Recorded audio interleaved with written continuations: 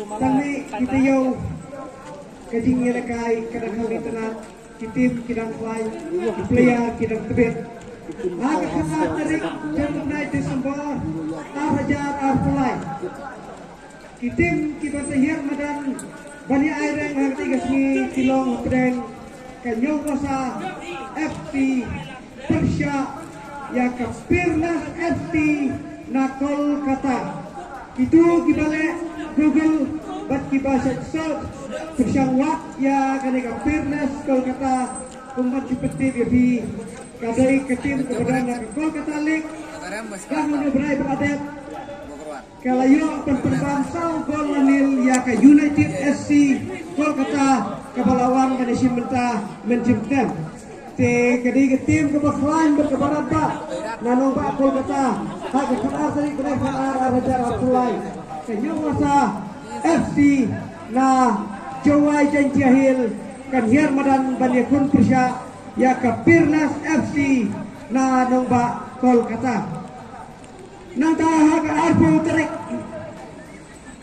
Tarik ubrai Desember Hajar Arfulai saat ini kitim bersakawai kitim ke Baraba na Kolkata kebalawan manisi mata menciptam kata ke United FC Kolkata kan hiar madan ban ya tinjubor bani aireng Persya ya ke MLP FT nangi nak state lek laya jungi kumpat seperti bibi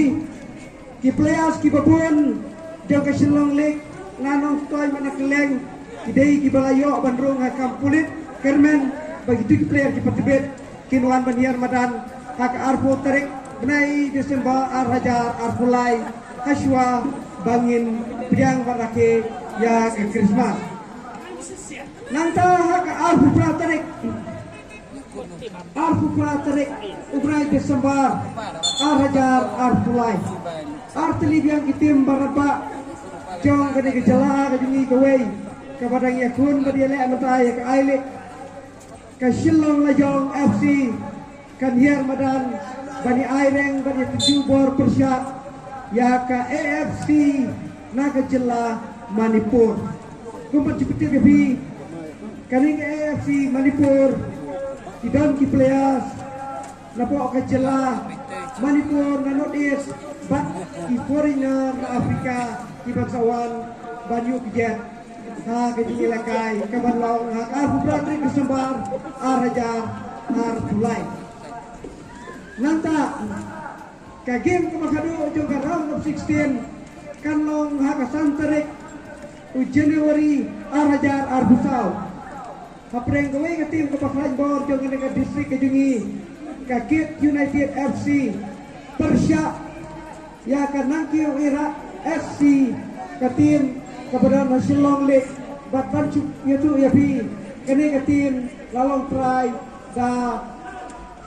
umalik ubadai na po Kolkata bat gibabun ki player tu kintawan na Kolkata bat peni ya kasap ka ball hapreng jungi iwe piwe tikumta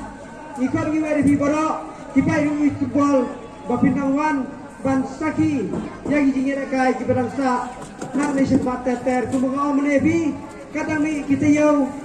kadami kisni kajingira kai kan kami tenat ki player kira kam tibet bat kitim kira kam flying ball kumba PUI saki mentah ya kan ke tim yang Mai FC nanagalan kan ke tim ke flying ball ke bola penun jurut ya bi bedinga iwe kule sibun ya bi baro Ibasya skor pas ngap ya kan ke jibun menang kemudian mereka sedang naik siswa sampai tingkat lain sel. Oh,